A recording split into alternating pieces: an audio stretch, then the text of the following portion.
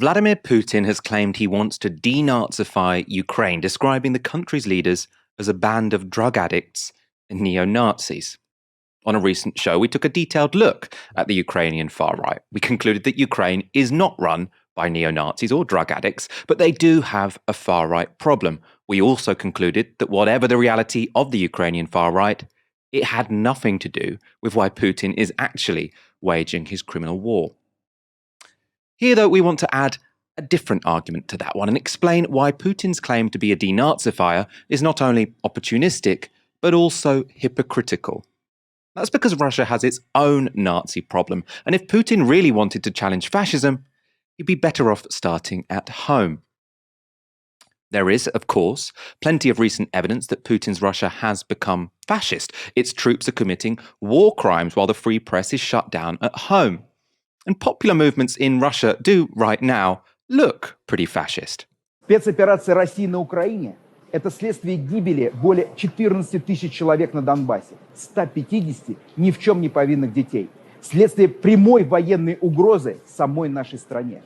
Сегодня наша армия заканчивает дело героев Великой Отечественной, снова очищает Европу от нацизма.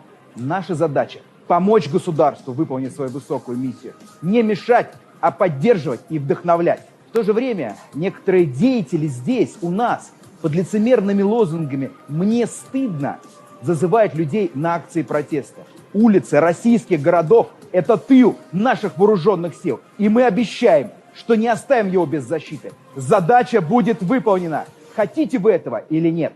Обращаюсь ко всем нашим военным. Работайте, братья, и будьте спокойны. Вы для нас герои. За Россию! За президента! За Россию!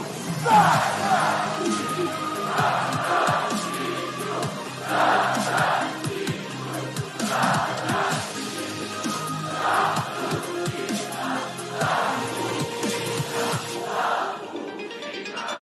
But here, like we did with Ukraine, we want to take a step back and look at the recent history of militarism and proto-fascist politics in Russia. It's perhaps even more complicated than that in Ukraine. We can start our story just over a decade ago when ultra-nationalist demonstrations were held across Russia each November. They were called Russia Marches and met under the slogan, "It's our country." The marches drew crowds of thousands and united a number of active far-right political groups around anti-immigrant hate, Slavic nationalism, and anti-LGBT sentiment. And they would often turn violent. In this clip from 2011, a crowd has decided that this man has Caucasian features and so have beaten him badly. When he's taken to an ambulance, they go on to attack the vehicle. Far-right groups on these marches included the DPNI. That stands for Movement Against Illegal Immigration, and these are their flags, which were visible in the footage we showed you. Of the group, the Sova Center, which is a Russian NGO tracking racism and nationalism, they wrote, "The DPNI readily provides itself as a, quote, umbrella structure to local groups of Nazi skinheads, providing them with assistance, including legal assistance. Skinheads associated with DPNI have been implicated in attacks on foreigners, members of sexual minorities, anti-fascists, and adherents of, quote, non-traditional religions." Another group at the march was Slavic Union. This was a neo-Nazi white supremacist organization committed to creating a single Slavic state. It expressly modeled itself on aspects of Germany's Nazi party. Its Cyrillic abbreviation, CC, means SS in the Latin alphabet. And its leader was this man, Dmitry Demushkin. Remember his name, he'll appear again later in this story. Also on those marches was the National Socialist Society. This was founded in 2004 and was an explicitly neo-Nazi ultra-right party. Of them, Sova writes, "The Nationalist Socialist Society was a distinctive organization. It organized meetings and even tried to run in local elections. In short, it behaved as a legal Nazi organization. At the same time, members of this organization committed violent crimes, including murder. Even at the time, though, this was no secret. It's important to be clear, all three of these groups, along with other far-right operations, were banned in 2010. But that was only after they had caused significant harm, including in the case of the National Socialists, committing 28 racist murders. Of that group, the head of Moscow's Holocaust Foundation said, "For years, law enforcement agencies ignored all our calls, complaints, and appeals. Even when murders were clearly committed on racial grounds, the perpetrators were charged with hooliganism or crimes of daily life that resulted in suspended sentences." So, Putin's Russia tolerated these violent far-right groups until 2010, when he banned them. But what explained this change in policy? Was this Putin belatedly getting tough on violent reactionaries? Or were there more mundane, self-interested motives at play?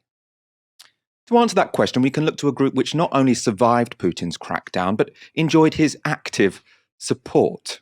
These are Russia's Nashees, whose flags you may have spotted in earlier footage of the Russia marches. The group's formal name was the Youth Democratic Anti-Fascist Movement, but it adopted a fairly straightforward conservative and nationalist ideology. And Nashi was militantly pro-Putin.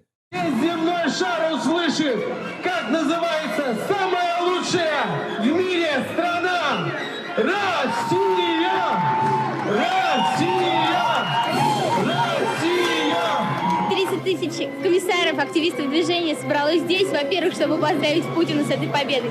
Она неоспорима, потому что люди хотят жить стабильно. Of course, there's nothing wrong with young people going out to celebrate election results. But because the group developed alongside the erosion of democratic freedoms, opposition leaders were suspicious.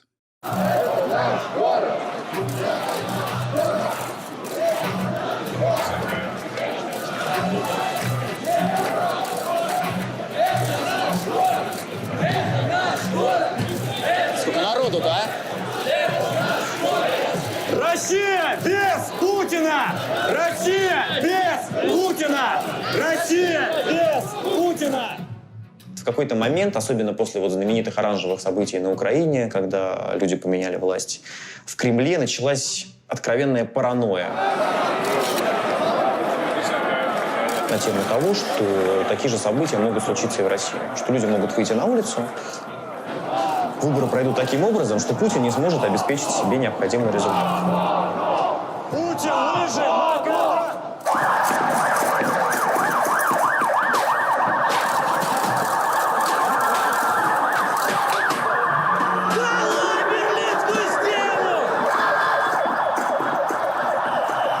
Но для того, чтобы этого не произошло, они начали вкладывать деньги в молодежный проект.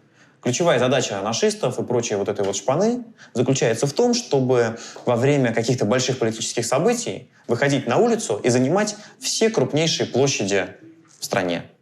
The Nashi were also prone to violence and intimidation. They had absorbed football hooligans to act as a militia wing, whose members underwent paramilitary training. Oleg Kashin is a Russian journalist who reported critically on the Nashi. He blames them for a 2010 attack which almost killed him. Когда я, собственно, на самом деле как, я лежал в реанимации и сам не очень понимал, там, есть ли у меня нога, есть ли у меня рука. Я знал, что у меня есть только глаза, которыми я вижу потолок больницы.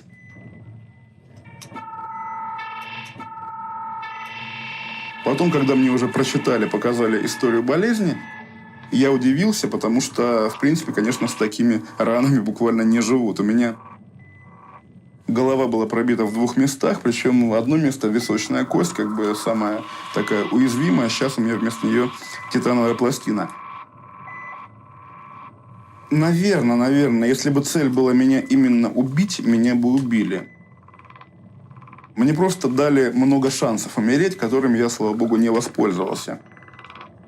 Я не сомневаюсь в таком нашистском следе нападения на меня. So while autonomous far-right groups were banned, nationalist and sometimes violent groupings were still encouraged, so long as they sang to the Kremlin's tune. And the 2010s also saw a lurch to the right when it came to the policies and messaging which came directly from the Kremlin. As the decade progressed, Putin's party United Russia would align itself more explicitly with the conservative Orthodox Church, including in 2013, banning the distribution of pro-gay material. Academic Anton Chikotsov has described Putin's strategy as one of controlled nationalism. He writes, "Controlled nationalism is about using nationalists in some political games. In some cases, the authorities would support nationalists in order to keep the regime alive, to fight the threat of a colour revolution. They thought that if they supported those ultra-nationalist movements, they would decrease the opportunity of nationalists becoming a force that would destabilise the regime." The Nashees have now faded away, but they've been replaced by other youth-focused groups, like this one, Russia's Youth Army. These are recruitment videos for this Putin-backed organisation. Members are given combat training and taught traditional values. The Youth Army, which has hundreds of thousands of members, has recently become a key player in the pro-war Z movement. One final domestic Russian group we'll show you is Male State. It was founded in 2016 by this man, Vladislav Podnyakov, who manages to look terrifying even in this flowery apron. For an idea of Male State's politics, this is a 2021 Telegram post from the group. "We hope that you'll become our faithful companions and together with us wage an information war against the enemies of our people. Our goal is to bring together and unite the Slavic peoples, Russians, Ukrainians, and Belarusians, Poles, and other Slavs. Return patriarchy to white families, because only with that will families have order and prosperity. To get back to concepts of morality and decency, to get rid of the nonsense imposed by tolerant liberal trash, to suppress any manifestations of LGBT trash and other leftist infections on the minds of our children." Male State's opposition to interracial relationships between Russian women and non-Russian men has had material consequences. For example, last year a Russian sushi delivery firm published this advert. It shows a black man eating sushi with three Slavic-looking women, and that fact alone meant the firm and models would be subjected to a campaign of intimidation that included threats to publish the addresses of the white women who participated. And the campaign had the desired effect. The company withdrew the ad, and they even apologized. Male State, which is also known to have driven LGBT families out of Russia, was banned in October 2021, but that was after years of toleration and even collaboration from the state. Bellingcat reports, in July 2021, Russian activists alleged that a body within Russia's Interior Ministry, the MVD, quote, actively collaborates with Male State. They alleged that the personal data of activists that had been published by Male State, which led to them being harassed and threatened, was identical to that seen in an Interior Ministry report. Then parliamentarian Oksana Pushkina, a former television host who has made headlines for her pro-LGBT stances, despite representing Vladimir Putin's United Russia Party from 2016 to 2021, issued a formal request to the Interior Ministry about the activists' allegations. The ministry, legally obliged to respond, denied any connection. Male State continues to exist under the name Male Legion, and it remains active on Telegram. So, to summarize the situation within Russia, Putin banned some ultra-nationalist groups, all while co-opting ultra-conservative sentiment and allowing some far-right activists to operate under the radar. But that's only half the story. If we want to see the full picture of Russia's far right over the past decade, a key part of the puzzle involves looking at how Putin has pursued his interests abroad. Here our story starts in 2014 when two ultra-right military units emerged during the war in eastern Ukraine. The first is the Wagner Group. It was first spotted in the Donbass in 2014, and its members have gone on to commit atrocities around the world. The group is run by this man, Dmitry Utkin. He's a former Special Forces officer, and those tattoos on his shoulder are Waffen SS collar tabs.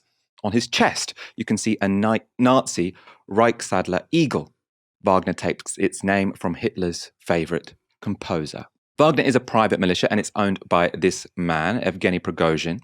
He's a wealthy businessman close to the Kremlin. His businesses include a large catering company that for many years supplied meals to the Kremlin that earned him the nickname Putin's chef. And while Wagner Group soldiers are mercenaries earning £4,000 per month to operate in war zones, they have an ideology too. This clip is from a BBC investigation into Wagner's activities in Libya last year. Elia, so I've just seen this interesting picture of this guy with a big tattoo on his chest. Any idea what this tattoo means? Вижу, да. Ну, это какой-то коловрат. Он какой-то нацик, скорее всего. Are Nazi ideologies a common thing amongst Wagner soldiers? Да, таких людей довольно много там.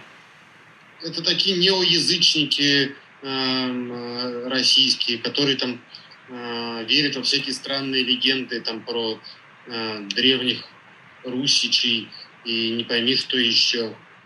So they have Islamophobic beliefs? Я думаю, им все равно где воевать, в мусульманских странах или в каких угодно еще. Они сначала все поехали воевать на вполне себе православную Украину, ничего там их это не смущало, поэтому тут религиозная принадлежность не играет главной роли. And Wagner are very closely tied to the Russian state. This is Piotr Sauer, a journalist who has reported extensively on the group. Wagner has operated alongside Russia's Ministry of Defense on multiple occasions.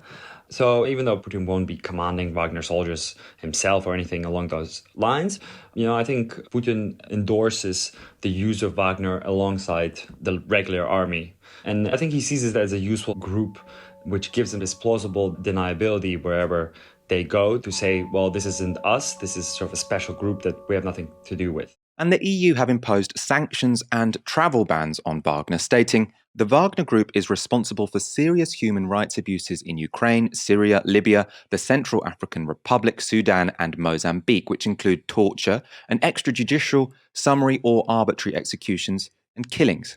This includes the torturing to death of a Syrian deserter by 4 members of the Wagner Group in June 2017 in the governorate of Homs, Syria. According to a former member of the Wagner Group, Dmitry Utkin personally ordered the torturing to death of the deserter as well as the filming of the act. A video of that event emerged in 2019, of which The Guardian report the men who appeared to be drunk in the video sought to hide their identities by covering their faces, but later they appeared to let their guard down. As one says, hide your faces, well, whatever, this video won't go up anywhere anyway. In the video, the men urge each other onto greater violence, telling one to, quote, cut harder while beheading the victim.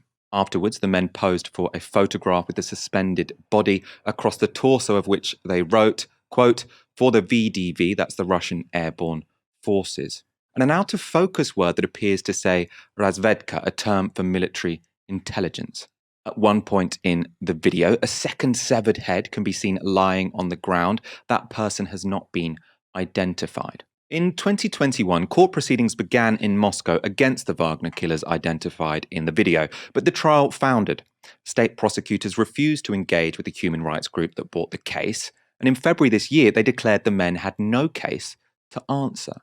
Another group that emerged from the Russia-Ukraine war of 2014 is Task Force Rusich. They are sometimes described as an offshoot of Wagner, at other times as an independent paramilitary organization. What's clear is that they revel in neo-Nazi ideology and operate with alarming brutality.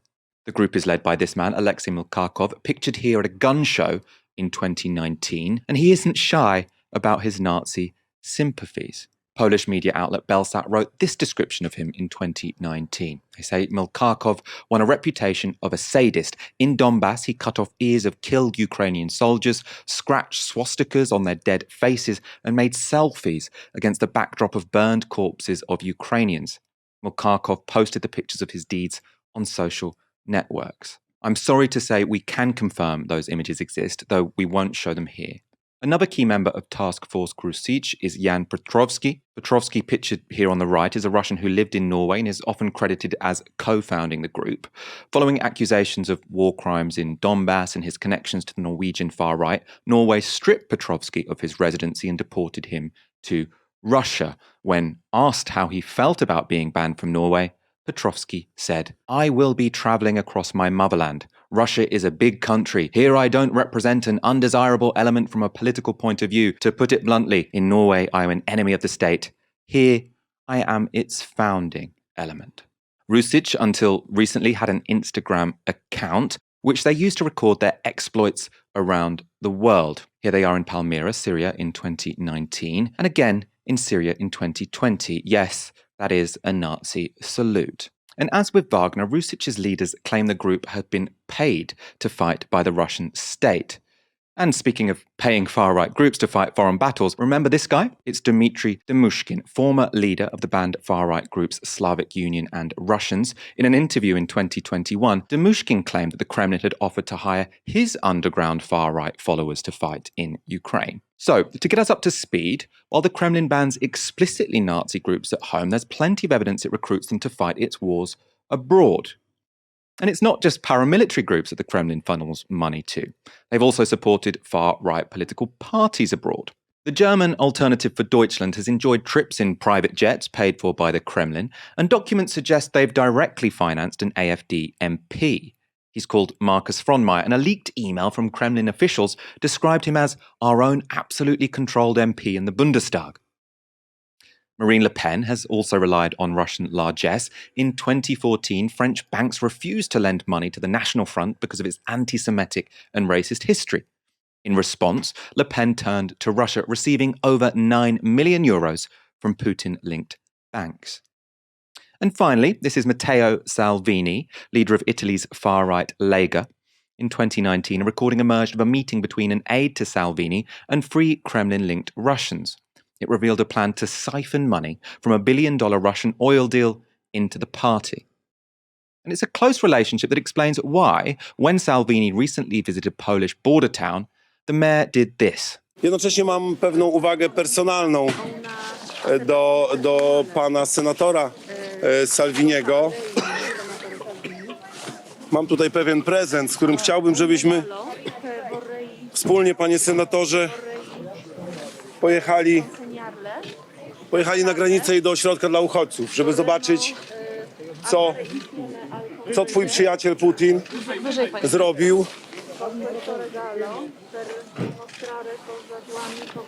Co osoba, którą określa pan jako swojego przyjaciela, zrobiła i co tak naprawdę zrobiła tym ludziom, którzy tutaj w ilości 50 000 dziennie przekracza granicę. Prosiłbym, żebyśmy wspólnie pojechali. Właśnie pojedziemy zaraz do ośrodka dla uchodźców i pojedziemy na granicę, jeżeli będzie pan w tej koszulce. Zapraszam, panie senatorze. No respect for you. So that was Putin's relationship to the far right inside and outside of Russia over the past decade. It should put to rest any notion that Russia's leader wants to denazify Ukraine. Putin has, for years, been deeply implicated in the politics of the far right. And now, whether it's horrific war crimes in Bucha or his brutal clampdown on Russia's independent press, there's a strong claim that Putin, the denazifier-in-chief, has crossed the threshold into full-blown fascism. It's a politics that hasn't come from nowhere, and it could be about to get much worse.